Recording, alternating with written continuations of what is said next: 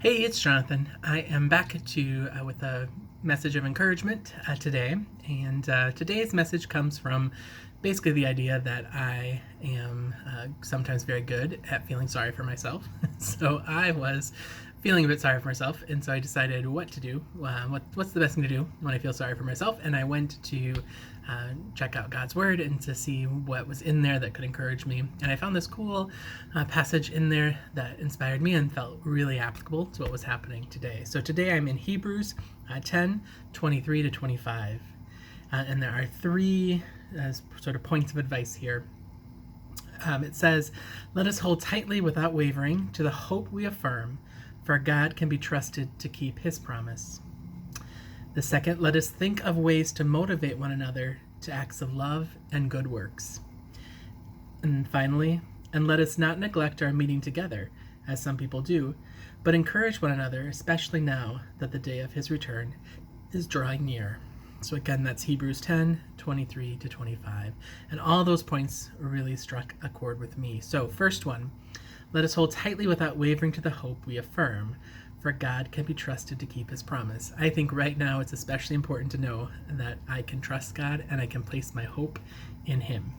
I think that with this kind of experience, there are so many unknowns, and when there are unknowns, it's so much more important for me to trust God and to just know that he has a plan for this situation. And in fact, it's been really exciting to hear how he's been using this season to really inspire and encourage people. So I am needing that reminder today that the first thing I can do is to put my hope in God and that he will come through in this situation. The second, let us think of ways to motivate one another to acts of love and good works. What a cool opportunity when I'm feeling sorry for myself.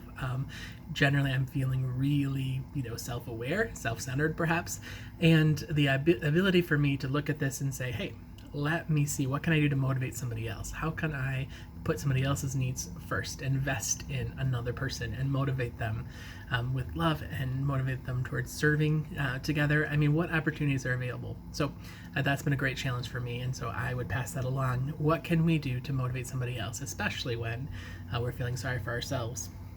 And finally, let us not neglect our meeting together. And I think that's really critical right now, right? It's more critical than ever not to isolate. And we know we can't necessarily meet in traditional ways, but we can still stay connected. So for some of us, maybe that's electronically. For others, maybe we're ready to meet in smaller groups or to meet with just one person, to meet in a social distancing kind of way. But wherever we're at with that process, let's continue to meet together. Let's not isolate, because not only is it a great opportunity to get outside of ourselves, but it's an opportunity to be that person who also gets motivated for acts of love and good works. I have been able to talk to a few people this last week that I haven't been able to talk to in a long time, and it really has encouraged me to remember that God's up to something still, and I get boosted every time I talk to somebody and find out what's going on in their life. So that's my challenge for you today. Check out Hebrews 10:23 to 25 in your own Bible, and think about what God might be sending you as a message today about trusting in him, about motivating another person, and about making sure that you keep from isolating. Have a great Friday.